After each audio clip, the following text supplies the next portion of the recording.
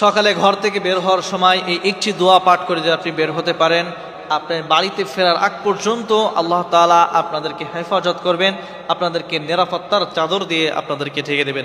আল্লাহ তাআলা সমস্ত অনিষ্ট থেকে আপনাদেরকে হেফাজত করবেন।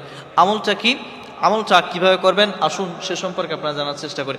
যখন আমরা ঘর থেকে বের হই তখন সাধারণত আমরা তাড়াহুড়া করে ঘর থেকে বের হই, কিন্তু আপনারা যখন ঘর থেকে বের হবেন, বের হওয়ার সময় আপনারা ছোট্ট একটি দোয়া পাঠ করবেন। রাসূলুল্লাহ সাল্লাল্লাহু আলাইহি ওয়াসাল্লাম আমার জন্য শিখিয়ে গিয়েছে। দোয়াটা কি?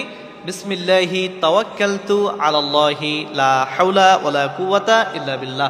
বিসমিল্লাহি তাওয়াক্কালতু আলাল্লাহি লা হাওলা ওয়ালা কুওয়াতা ইল্লা বিল্লাহ। আপনারা এই দোয়াটা পাঠ করে বের হবেন। আপনারা শুধুমাত্র পাঠ করে বের হবেন তা না, আপনাদের ছোট ছোট যে সন্তানগুলো রয়েছে, আপনাদের ছেলে মেয়েদেরকে আপনারা এটা শিক্ষা দেবেন। প্রথমত হয়তো তারা পারবে না, কিন্তু তারা যখন বের হতে যাবে তখন তাদেরকে আপনি সুন্দরভাবে বলবেন যে বাবা বলো বিসমিল্লাহি। তারাও যেহেতু ছোট মানুষ, তারা বলবে বিসমিল্লাহি। আপনি তাদেরকে আরেকটু বললেন তাওয়াক্কালতু, তারা বলল তাওয়াক্কালতু। আপনি আবার বললেন আলাল্লাহি, তারাও বলল আলাল্লাহি।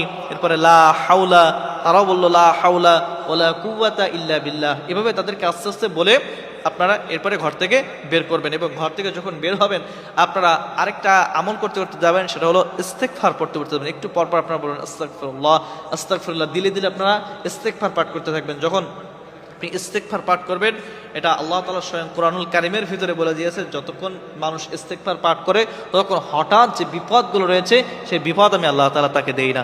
হঠাৎ বিপদ থেকে তাকে আমি হেফাজত করি, বন্ধ করে দিই হঠাৎ বিপদ।